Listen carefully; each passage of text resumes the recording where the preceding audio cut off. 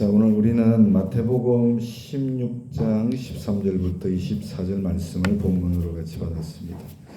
같이 합시다. 반석 위에 세워져야 하는 교회. 이와 같은 제목으로 하나님 말씀을 전달하도록 하겠습니다. 이 시간에는 예수님의 죽으심과 부활에 대해서 함께 생각해 보려고 합니다. 여러분들 아마 저도 그런데 경험이 있는데 여러분들도 경험이 있으실 것 같아요.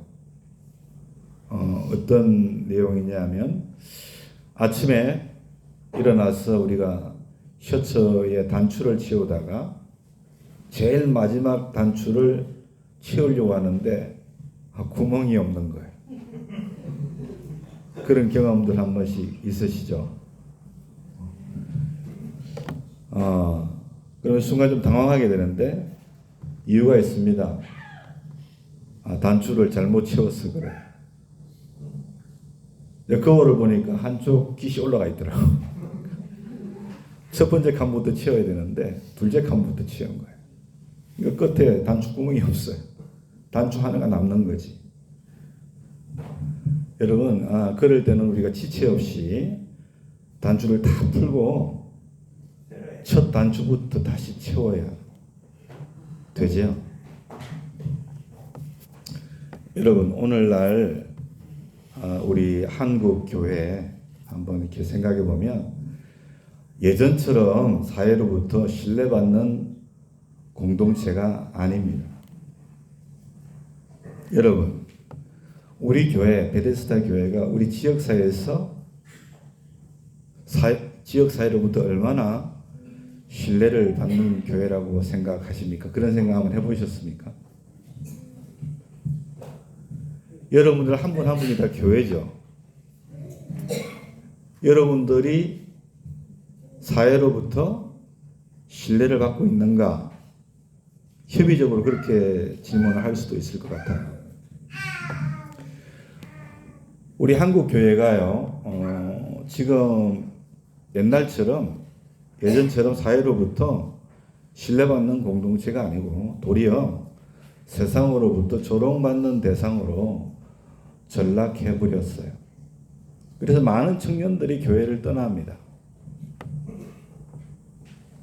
그게 지금 한국 교회의 상황이에요. 코로나 이후에도 여러분 성도들이 많이 교회를 떠났어요. 여러분 이유가 뭔가 단추가 잘못 채워진 것이 아닌가? 여러분 교회가 첫 단추부터 잘 끼워야 되는데 그 단추를 잘못 끼워서 채워서 즉 이런 상황까지 온 것이 아닌가 이런 생각을 하게 되었습니다. 그렇다면 여러분 첫 단추로 돌아가야겠죠, 그죠? 교회의 기원으로 우리가 거슬러 올라가야 한다라고 하는 거죠. 왜냐하면 그래야만이 무엇이 잘못되었는지 우리가 알고 그리고 교정할 수 있어요. 그렇죠? 그렇기 때문에 교회의 기원으로 거슬러 올라가야 하는 거예요. 저와 여러분들이 잘 아시는 것처럼 교회의 기원은 바로 오늘 본문이 있는 마태복음 16장이에요. 예수님께서 공생의 당시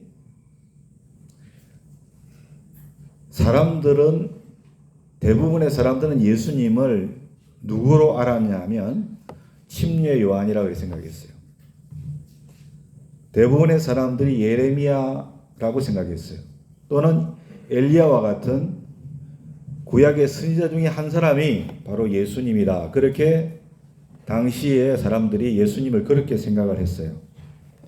왜냐하면 예수님을 봤을 때 너무나 초라하게 보이셨거든요. 그 몰골이 너무나 초라했던 거예요. 예수님 역시 가난하고 초라했던 그런 몰골을 지녔던 과거의 선지자들과 너무나 똑 닮았던 거예요. 그렇기 때문에 예수님을 대부분의 사람들이 구약의 선지자 중에 한 사람 그렇게 봤던 것이죠. 그런데 예수님께서 제자들에게 너희들은 나를 도대체 누구라고 하느냐? 너희들에게 나는 도대체 누구냐? 그렇게 질문을 하셨어요. 그때 본문 16절을 통해서 베드로가 제자들을 대표해가지고 정말 유명한 고백을 했지 않습니까? 오늘 16절을 보면 주는 그리스도시요 살아계신 하나님의 아들이십니다. 그 유명한 고백을 하게 된 것을 우리가 보게 됩니다. 여러분, 주는 그리스도시요. 주님은 우리를 구원하는 구원자십니다. 메시아입니다. 할렐루야. 예수님은 메시아입니다. 그리고 주는 하나님의 아들입니다. 여러분, 개의 새끼는 개입니다. 사람의 자식은 사람이죠. 주님은 하나님의 아들입니다라고 한 것은 그러면 그 의미가 뭡니까? 주님은 하나님이십니다. 믿습니까? 이 고백을 드린 거예요. 주는 하나님이십니다. 구원자시고 하나님이십니다. 그런데 여러분, 예수님께서 제자들에게 너희에게 나는 도대체 누구냐? 그렇게 물으시고 베드로가 주는 그리스도시요 살아계신 하나님의 아들입니다. 그렇게 답을 했지요. 이렇게 문답을 어디서 했냐? 깊은 산속에서 했느냐? 아니면 벌판에서 했느냐? 이러한 예수님과의 문답이 어디서 벌어졌느냐? 일어났느냐? 오늘 성경을 보니까 가이사랴 빌립보에서 있었던 일이었어요. 그렇죠? 가이사랴 빌립보에서 있었다. 그 일이. 여러분, 예수님께서 3년 동안 제자들과 함께 이스라엘의 곳곳을 다 다니셨어요. 복음서를 보시면 나와 있죠? 이스라엘 곳곳을 다니셨어요. 그런데 가이사랴 빌립보에 가셨을 때 그곳에서 제자들에게 너희에게는 도대체 내가 누구야? 이렇게 물어보셨다는 거예요. 여러분, 우리가 그렇게 물어보신 장소에 대해서 깊은 의미가 있다는 것을 반드시 알아야 됩니다. 그때 그곳 가이사랴 빌립보에서 베드로가 어디에서? 가이사랴 빌립보에서 베드로가 주님은 그리스도시고 하나님의 아들입니다.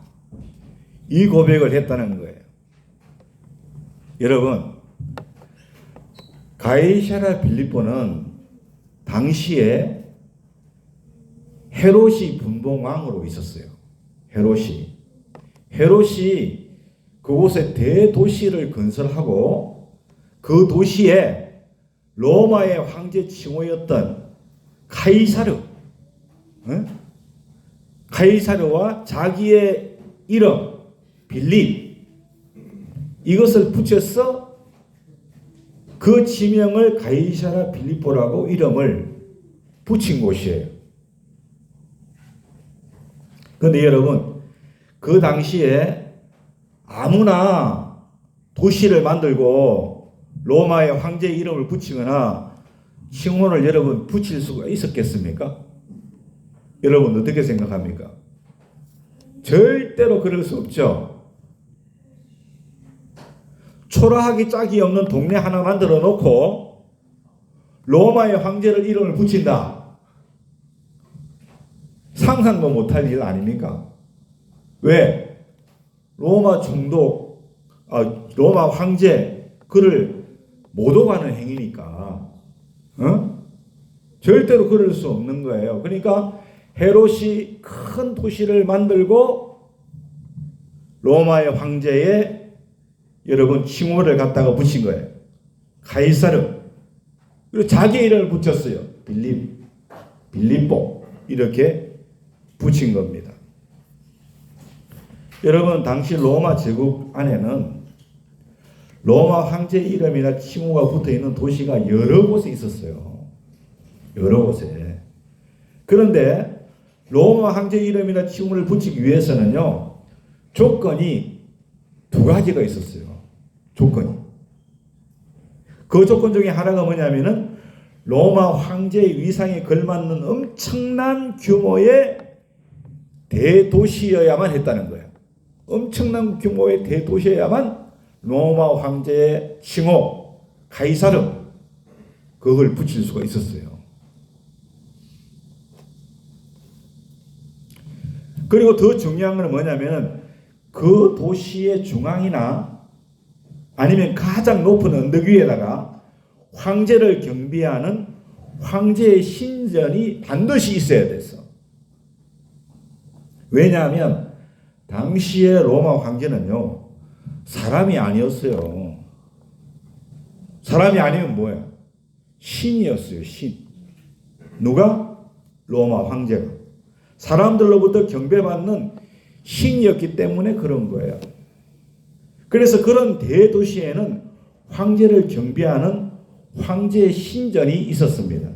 그러므로 여러분 카이사르 빌립보 그곳에 로마 황제의 칭호인 카르사라가 붙었다는 것은 바로 그 도시가 엄청나게 큰 도시였고 또 하나 그 도시 중앙이나 아니면 가장 높은 언덕 위에 뭐가 있었다는 거예요?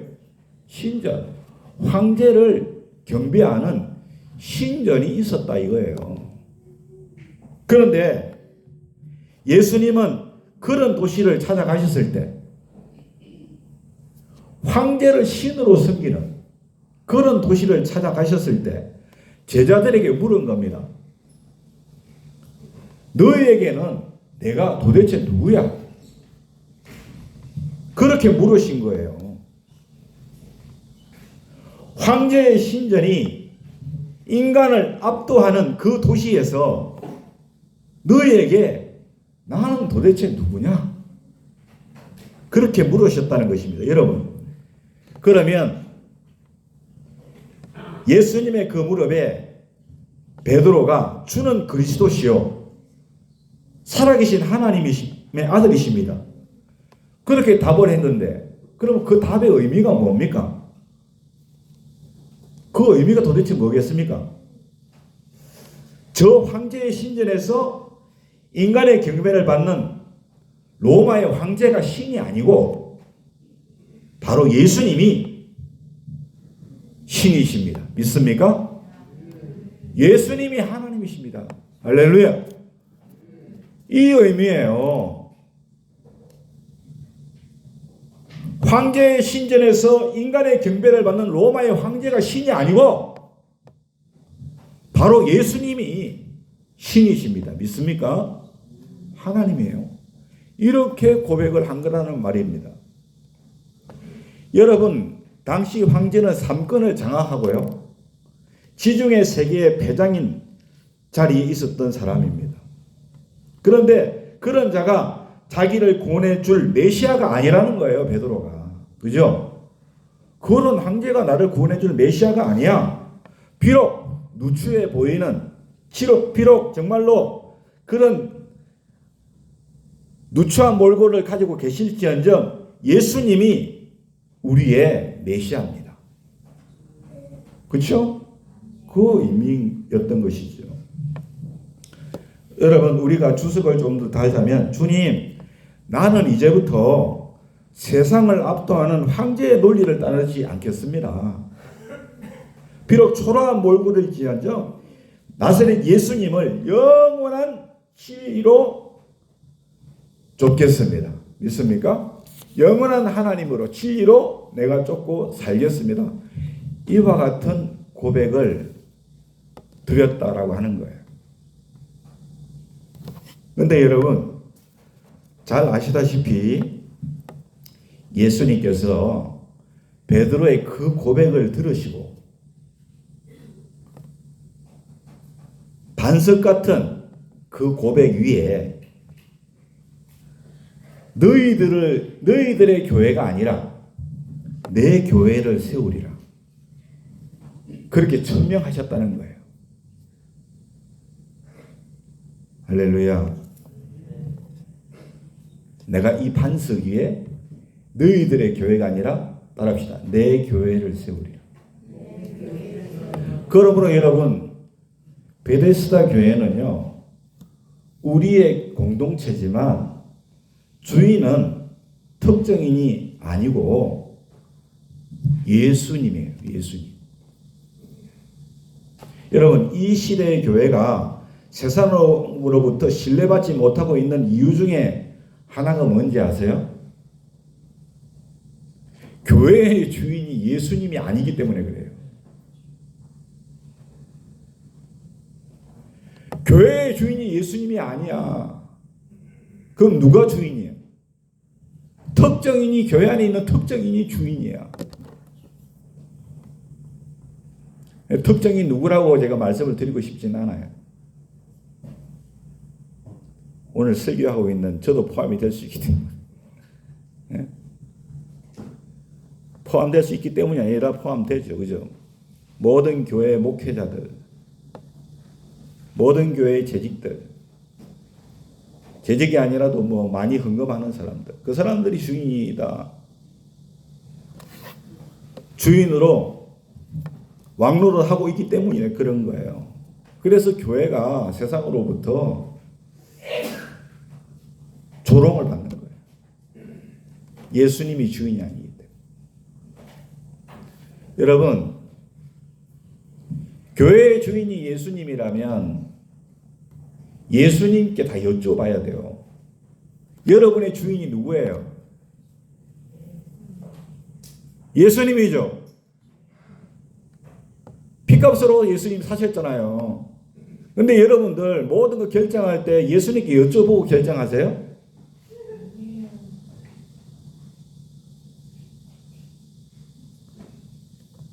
슬픈 일이죠. 어떤 일이든 교회의 주인이 예수님인데 예수님께 여쭤보고 있지 않다면 여러분이 주인인 거예요. 그리고 어떻게 신뢰받을 수 있겠어요? 세상으로, 사회로부터. 안 그래요? 여러분이 살아있는데 예수는 죽고 내가 사는 삶인데 어떻게 그럴 수 있냐고요. 그러니까 조롱을 받는 거예요. 신뢰를 못 받는 거란 말이에요. 근데 여러분, 제자들이 주님은 메시아고 이 땅에 육신을 입고 오신 하나님이심을 이제 다 알게 되었을 때 주님께서 그동안 말씀하지 않았던 중요한 사실 하나를 비로소 제자들에게 알려주셨어요. 베드로가 주님은 메시아고 주님은 하나님이십니다. 그 사실을 알게 되었을 때 그동안 말씀하지 않았던 중요한 사실을 비로소 말씀을 제자들에게 하셨어요. 본문 21절이죠. 이때가 언제입니까? 바로 제자들이 예수님은 메시아고 육신을 입고 오신 하나님인 것을 안 이때로부터. 그죠? 이때로부터. 그 말이에요. 뭐라고 했습니까? 예수 그리스도께서 자기가 예루살렘에 올라가 장로들과 대제사장들과 서기관들에게 많은 고난을 받고 죽임을 당하고 죽으실 것을, 고난받고 죽으실 것을 제자들에게 밝히셨죠. 메시아인 것을 알았을 때, 하나님인 것을 알게 되었을 때 내가 이제 죽을 거야. 많은 고난을 받고 죽을 것이다. 여러분, 왜 하나님이신 예수님께서 죽임을 당하셔야만 하셨습니까? 예수님은 메시아잖아요. 하나님이신데 하나님이 왜 죽임을 당하셔야만 하셨나요?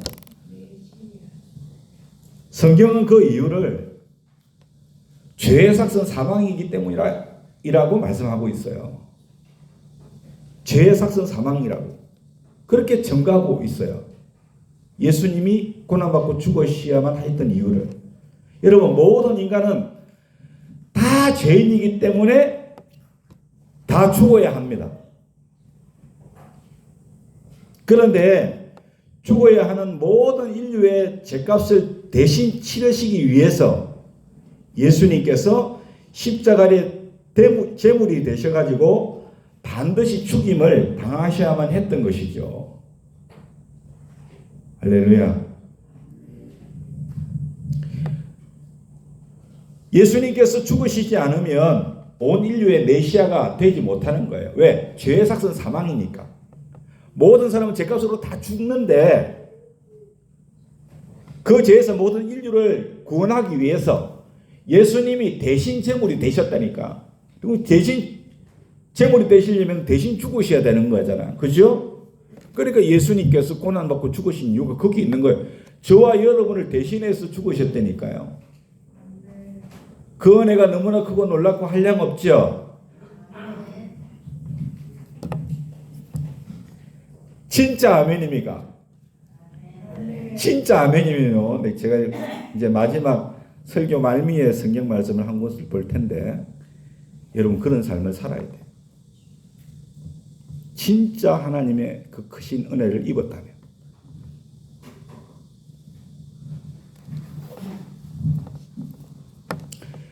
여러분요, 조금 간단한 예지만 여러분이 어떤 능력이 없어요. 여러분이 타고 가는 차가 고장이 났어요. 그러면 견인차가 와서 끌고 가야만 되는 것처럼. 맞죠? 모든 인간은 죄인이기 때문에 그 죄로 영원히 죽을 수밖에 없는데 우리 하나님께서 대신 그 죄값을 치러주셨다. 할렐루야. 그럼 여러분들은 견인차에 조수석에 타고 편안히 가면 되는 거예요. 로마서 5장 8절 우리가 아직 죄인 되었을 때 그리스도께서 우리를 위하여 죽으심으로 우리가 죄인 되었을 때 우리를 대신해서 죽으셨어요. 그래서 하나님께서 우리를 얼마나 사랑하시는지 그 사랑을 그냥 확정했대 십자가에서. 여러분 하나님이 여러분을 얼마나 사랑하시는지를 이 십자가를 보면 아셔야 돼요. 그렇죠? 십자가를 바라보면 하나님이 나를 얼마나 사랑하셨는가, 얼마나 지금도 사랑하고 계시는가를 아셔야 됩니다. 그런데 여러분 예수님이 그 십자가에서 죽으심으로 끝나버렸다면, 그래서 해골 위에 세워진 예수님의 그 십자가로부터 흘러내린 그 보혈로서 그곳에 있었던 해골들을 소생시키고 그냥 끝나버렸다면, 여러분 예수 그리스도의 구원은요 그 해골들에 국한된 구원일 수밖에 없는 거예요.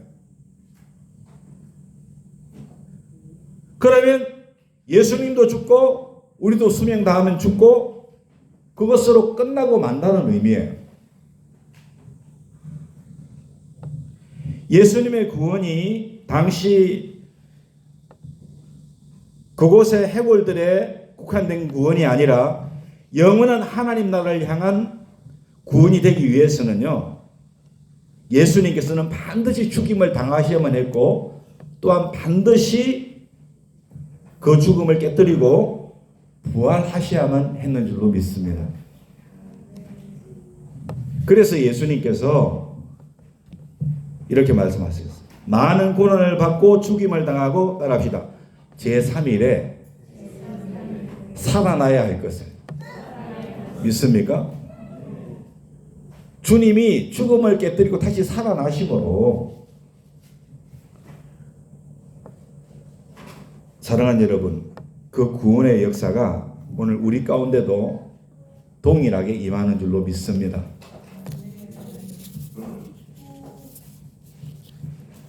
제자들에게 바로 그와 같은 내용을 그래서 말씀하셨어요. 여러분, 그렇다면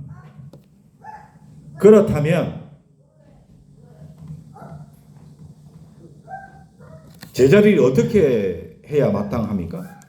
방금 예수님께서 그 말씀을 하셨는데, 그 전에 베드로가 예수님을 가리켜서 예수님은 메시아시고 하나님이라고 고백하지 않았습니까? 그 하나님께서 내가 지금 예루살렘에 가서 죽임을 당하고 제3일에 다시 살아나야 할 것이라 그렇게 말씀을 하셨다고 하면, 여러분, 제자들이 어떻게 반응을 해야 마땅합니까? 예수님, 알겠습니다. 우리가 뭘 어떻게 준비하면 되겠습니까? 적어도 이 정도는 이렇게 반응을 해야 맞지 않겠습니까? 그런데 베드로에게는 예수님께서 고난당해 죽으신다는 말밖에는 안 들렸던 것 같아요. 그래서 예수님께서 다시 죽으신다는 소리에 그냥 사로잡혀가지고 제3일에 살아나야 한다는 그 말이 들리지도 않고 믿어지지도 않은 거예요. 본문 22절입니다. 베드로가 예수를 붙들고 이렇게 말했죠. 헬라어를 보면요, 낚아챘다고는 의미입니다. 예수님을 낚아챘다. 뭘 낚아챘겠어요? 옷자락을 낚아챘다는 거예요. 베드로 방금 뭐라고 했습니까? 예수님은 메시아시고 하나님이십니다.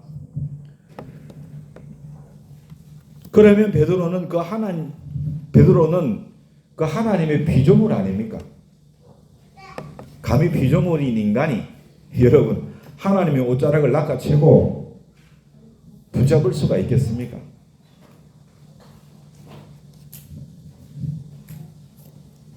그런데 베드로는 예수님의 말씀이 끝나자마자 예수님의 옷자락을 낚아챘어요. 베드로가 예수를 붙들고 항변하여 이르되, 이렇게 말합니다. 우리말로 여러분 항변하여 이렇게 되어 있으니까 예수님 말씀에 대해서 자기의 뜻을 밝혔다 그게 아닙니다, 여러분. 헬라어로 여러분 이 항변하여 이 동사 에피티마오 이 말은 야단쳤다는 말이에요. 야단을 쳤다. 베드로가 예수님의 옷장을 잡아당기면서 야단쳤다 이 말이에요. 어떻게 야단쳤느냐? 주여 그리 마옵소서. 이 일이 결코 주께 미치지 아니하리이다. 이 일이 뭐예요? 예수님 고난받아 죽는 일이에요. 그죠? 거기만 딱 꽂혀 있었어요. 제3일에 다시 살아나야 하리라 이 말은 들리지도 않고 믿어지지도 않는 거예요. 결코 이 일이 주께 미치지 아니하리이다. 옷자락을 낚아채면서 야단치면서 그렇게 말했다는 것입니다.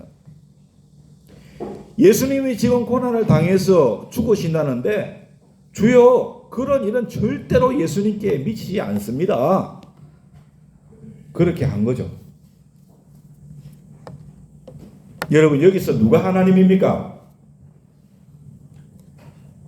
누가 하나님입니까? 베드로가 하나님입니까? 예수님이 하나님입니까?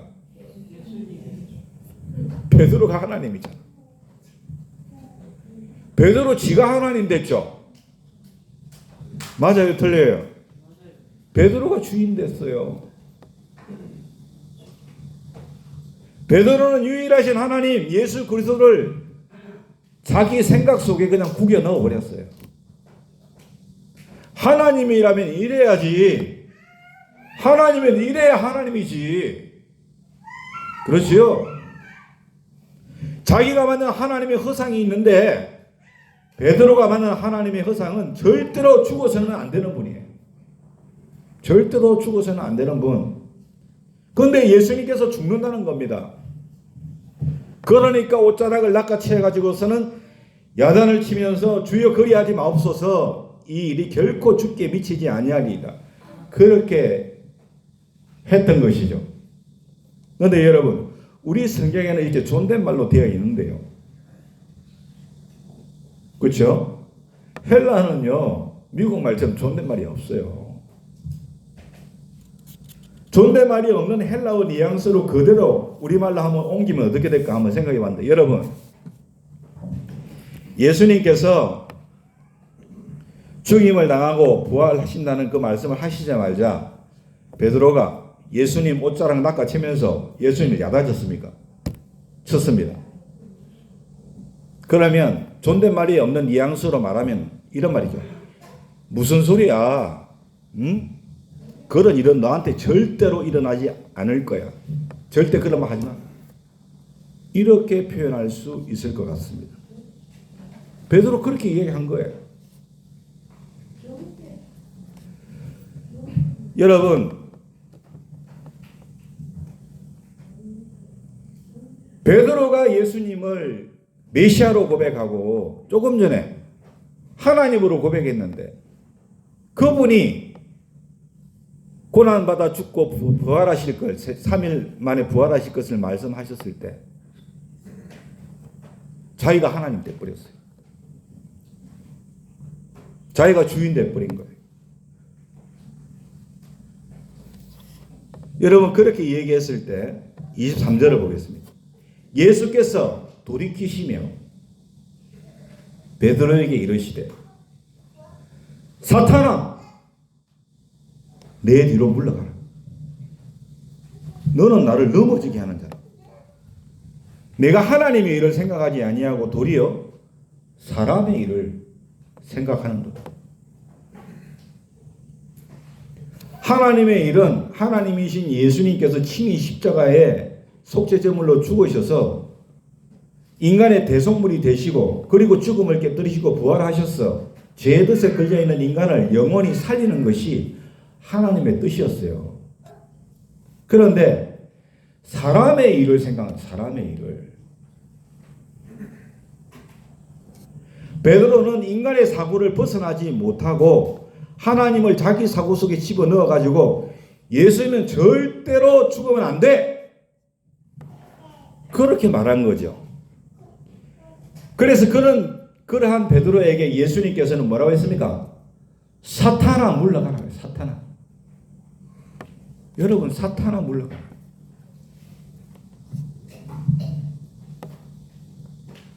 여러분들요, 이거 심각하게 받아들여야 돼요. 예수님이 여러분의 주인이시라고요? 교회의 주인이 예수님이라고요? 여러분 그렇게 말하고 믿죠? 그런데도 하나님 말씀 앞에서 주님 그게 웬 말입니까? 절대로 그러면 안 되죠. 여러분, 주님은 말합니다. 사탄아 물러가라. 믿습니까? 하나님의 일을 생각하지 아니하고 사람의 일을 생각하는도다. 이 사탄아 물러가라. 이렇게 말씀하신다는 걸 우리가 반드시 알아야 돼요. 여러분, 조금 전까지 베드로는 교회의 초석이었습니다. 초석. 반석 같은 베드로의 고백 위에 내 교회를 세우리라. 예수님께서 말씀하셨지 않습니까? 그런데 조금 전까지 교회의 초석이었던 베드로가 지금은 교회를 무너뜨리는 사탄이 되었어요. 그렇죠? 그 분기점이 뭡니까, 여러분요? 예수의 부활을 들으려고도 하지 아니하고 믿지도 아니한 거예요. 예수님께서 죽임을 당하고 다시 살아나신다 하신 그 말씀이 들리지 않은 거죠. 그 말씀이 믿어지지가 않은 거예요. 예? 그게 바로 교회 초석이었다가 교회를 무너뜨리는 사탄이 된 분기점이 된 거예요. 예수 부활을 믿느냐 안 믿느냐. 예? 여러분 이게 참 의미가 깊어요. 잘 들으세요. 여러분들께서 어제까지 베데스다 교회의 초석이었다고 할지라도 여러분이 죽음을 깨뜨리신 주님의 부활을 믿지 못하면 여러분은요 내일 베데스다 교회를 무너뜨리는 사탄이 될 수 있다는 것을 아셔야 됩니다. 믿습니까? 왜냐하면 부활을 믿는다는 것은 영원에 접속되어 있는 것을 말하는 거예요. 영원한 나라에. 무슨 의미인지 아세요? 내가 예수님의 부활을 믿어. 그리고 죽은 자의 부활도 믿어. 이 말이거든요. 그건 어떤 의미예요? 영원한 하나님의 나라에 내가 접속되어 있다는 거예요. 그러면 부활을 믿지 않는다는 것은 이 세상에 집착하는 것을 의미하는 겁니다. 믿습니까? 이 세상에 집착하는 것이기 때문에 여러분 우리가 예수를 그리스도로 믿고요 하나님으로 믿는다고 하면서요 예수 부활을 믿는다고 하면서요 이 세상에 집착하고 살아가는 사람 하나님 나라에는 전혀 하나님 나라는 생각지도 않고 이 세상 것만 생각하고 산다면요 그 사람은 내일의 사탄입니다. 오늘은 교회 초석일지 몰라도 내일은 교회를 무너뜨리는 사탄이 될 수 있다는 거예요. 어떤 의미인지 아시겠어요? 이 세상에 집착하는 건 뭐예요? 무엇을 먹고 무엇을 마시고 무엇을 입고 그게 여러분 중요하지 않다는 게 아니고 그냥 거기에 몰입해 있는 걸 말하는 거예요. 무엇을 먹고 무엇을 입고 무엇을 마시며 살까? 제가 오늘 여러분 그 고인 되신 분 돌아가셨다고 저 부고장을 받고요. 참 그래. 카톡을 제가 그분 카톡을 봤어요. 오늘 메시지를 안 읽어보셨더라고요. 어제까지는 읽어봤는데. 카톡에 보니까 사랑하는 가족들하고 찍은 사진이 올라와 있더라고요. 자기 그 손자 사진도 많이 올라와 있어. 그 다 두고 가잖아. 다 두고. 그죠? 모든 걸 다 두고 갈 수밖에 없잖아.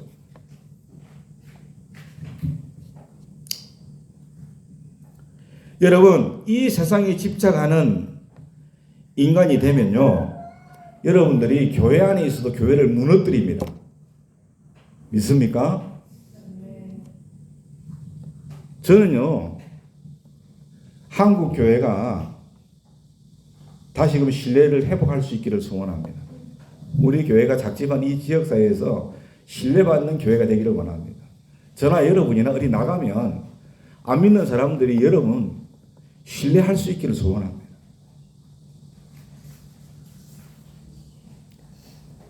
딱 두 가지예요. 여러분 예수님 주인된 삶을 사시면 돼요. 믿습니까? 그리고 이 세상에 집착하는 것이 아니라 하나님 나라에 소망 두고 살아가시면 되는 거예요. 할렐루야. 그러면 세상 사람들이 교회 밖에 있는 사람들이 교회를 욕할 이유가 없어요. 교회가 신뢰를 받지 못할 이유가 하나도 없다니까요. 조롱당할 이유가 하나도 없어요. 괜히 자기가 주인 돼가지고 사니까 교회가 분열되고요. 나누어지잖아요. 예수 부활을 못 믿으니까 이 세상에 집착하며 살잖아요. 그럼 뭐가 여러분 신뢰받겠어요? 절대로 신뢰받지 못하는 거예요. 여러분 성경 말씀을 마지막으로 찾아보고 말씀 마치겠는데 고린도전서 15장 고린도전서 15장 찾아보세요. 1절부터 24절까지.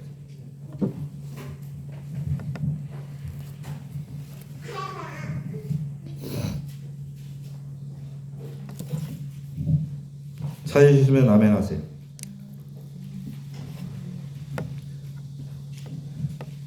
큰 소리를 해보세요.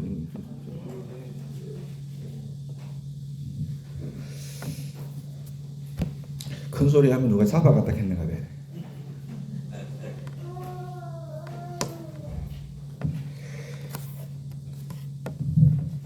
형제들아, 내가 너희에게 전한 복음을 너희에게 알게 하노니 너희가 받은 것이요 또 그 가운데 선 것이라.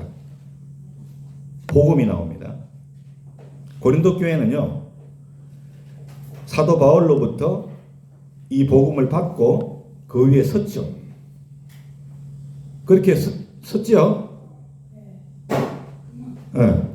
너희가 만일 내가 전한 그 말을 굳게 지키고 헛되이 믿지 아니하면 그로 말미암아 뭘 받아요? 여러분, 구원은 이 세상 무엇과도 바꿀 수 없는 것인 줄로 믿습니다. 복음을 굳게 지키고 헛되이 믿지 않으면 구원 받아요. 전한 복음이 뭡니까? 3절. 내가 받은 것을 먼저 너희에게 전하였노니 이는 성경대로, 성경 말씀대로 이루어진 줄로 믿습니다. 그리스도께서 누구를 위하여 죽으시고 따라합시다. 나의 죄 때문에 우리 죄를 위하여 죽으셨지요? 그 다음에 먼 바 되셨다가 장사 지낸 바 되셨다가 성경대로 사흘 만에 다시 살아나셨죠. 이게 복음이에요. 예수님이 나를 대신하여 내 죄를 대신하여 죽고 장사되고 부활하신 이게 복음이에요. 할렐루야. 예수님의 부활이 얼마나 확실하고 복음의 핵심인지 5절에 게바에게 보이시고 다시 살아나셨죠. 그 다음에 게바에게 보이시고 8절까지인데 후에 12제자들에게 보이셨죠. 그 후에 500여 형제들에게 한 번에 보이셨어요. 그 중에 지금까지 다수는 살아있고 어떤 사람은 죽었어요. 그 후에 야고보에게도 보이셨죠. 그 후에는 모든 사도에게 보이셨죠. 맨 나중에게는 만삭되지 못한 자 같은 내게도, 내가 누구요? 바울에게도. 믿습니까? 내게도 보이셨다고. 여러분, 예수 부활은 확실한 줄로 믿습니다. 예수님의 부활을 목격한 사람이 한두 명이 아니에요. 적어도 600명 이상 된 거야. 그렇죠? 엄청난 사람들이 예수 부활을 봤어요. 목격을 했단 말이에요. 9절에 나는 사도 중에 가장 작은 자라. 나는 하나님의 교회를 박해하였으므로 사도라 칭함을 받기를 감당하지 못할 자니라.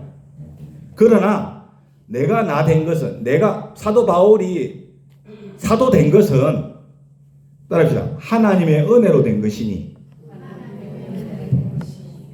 그렇게 말했죠. 사도 된 것뿐 아니라 구원받은 은혜를 말하는 거예요.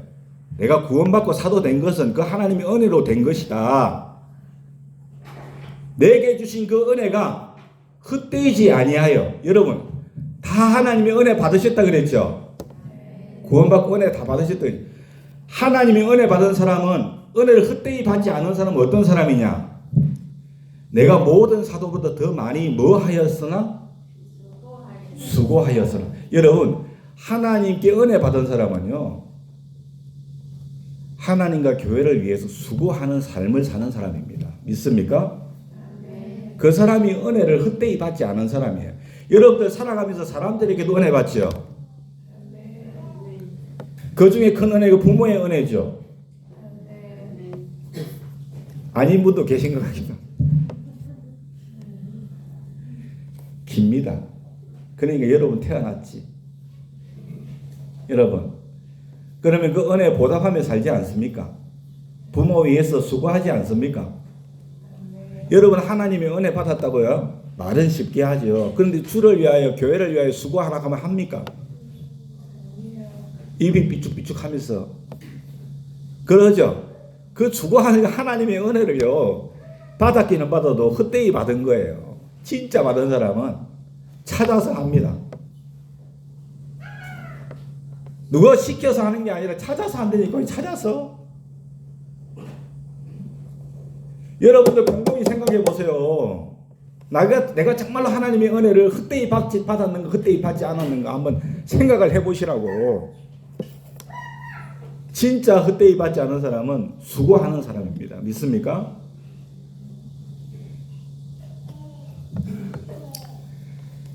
오늘 교회 개리 같다. 목사님이 그냥. 그러면 아무도 안 계시리라고 저는 믿습니다.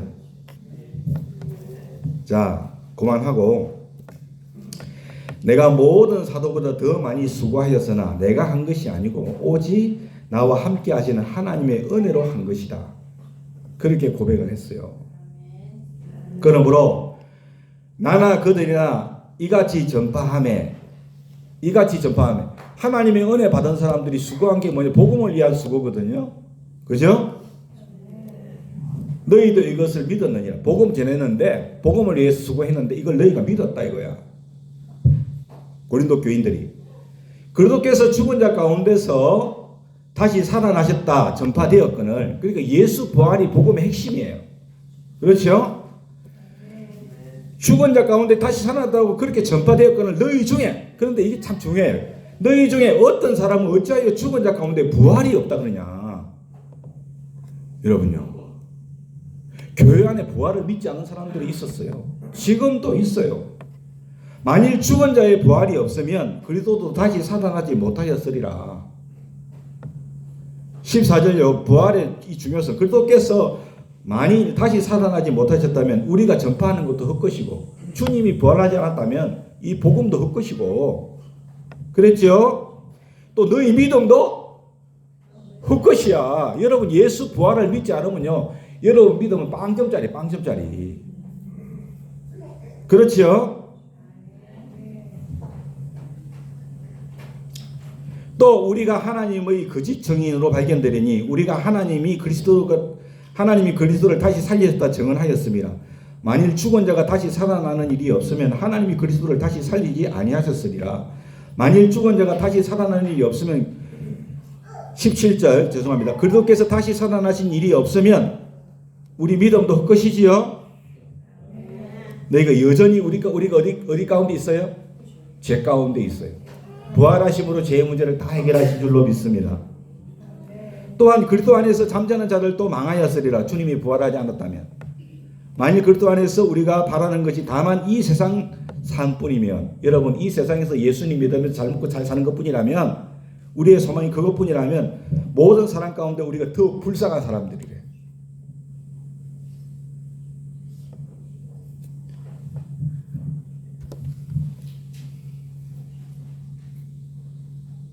진짜 불쌍한 사람은요. 예수 부활을 믿지 못하고 이 세상의 삶을 이 세상에 집중해서 사는 사람들인 줄로 믿습니다. 그러나 이제 그리스도께서 죽은 자 가운데서 다시 살아나사 잠자는 자들의 첫 열매가 되셨다 그랬어요. 아담 안에서 모든 사람이 죽었지요. 그래도 예수 안에서 모든 사람이 삶을 얻었어요. 그러나 각각 자기 차례대로 되리니 먼저는 첫 열매인 그리스도께서 부활하신 것이고 다음에는 주님이 다시 오시죠. 그때 죽은 자들의 부활이 먼저 있을 거라 했어요. 그랬죠? 죽은 자들은 부활할 것이다. 그 후에는 마지막이니 그가 모든 통치와 모든 권세와 능력을 멸하시고 나를 아버지 하나님께 바칠 때가 온다고 그렇게 말했어요. 그때 살아있는 자들은 휴거를 당하겠죠. 그래서 천국 잔치에 참여하게 된다 그렇게 말씀하셨죠. 그죠? 그래서 예수 안에서 죽은 자들은요 부활의 소망이 있어요. 믿습니까? 살아있는 자들은 살아서 주님을 영접할 소망이 있는 거예요. 믿으십니까? 그래서 오늘 제가 고린도전서 1장 15장 1절로부터 24절 말씀을 같이 나눈 것은 여러분 우리가 예수의 부활을 믿지 못하면 이 땅에 집착할 수밖에 없기 때문에 그래요. 예수 부활은 곧 우리의 부활인 줄로 믿습니다. 믿습니까? 그래서 우리가 하나님 나라에 항상 접속을 하는 거예요. 하나님에 관심을 두는 거예요. 믿으세요? 그러면 우리가 이 사회로부터 신뢰를 회복할 줄로 믿습니다. 아멘. 그리고 진정 교회의 주인이 주님이 되실 때 저와 여러분을 통해서 교회를 통해서 하나님께서 영광을 받으실 거예요. 할렐루야. 이 사실을 기억하시고 사랑하는 여러분, 우리 교회가 교회 될 수 있도록 늘 기도하시기 바랍니다. 아멘. 이 땅의 모든 교회들이 정말 교회 될 수 있도록 기도하시기 바랍니다. 여러분, 단추구멍이 하나 없네. 다시 풀어야지요. 처음부터 다시 채워야지요. 교회가 지탄받고 조롱받는 이유가 첫 단추를 잘못 끼웠기 때문에 그런 거예요. 다시 풀려야 될 줄로 믿습니다. 교회는 하나님 것이다. 믿습니까? 그리고 교회는 부활신앙을 반드시 가져야 된다. 할렐루야. 그래서 하나님 나라에 소망을 두고 살아가야 되는 거예요. 이 세상에 집착하면 사탄이 됩니다. 사탄이 돼. 아시겠어요? 사탄아 물러가라. 오늘 꼭 기억하실 수 있기를 예수님의 이름으로 부탁을 드립니다.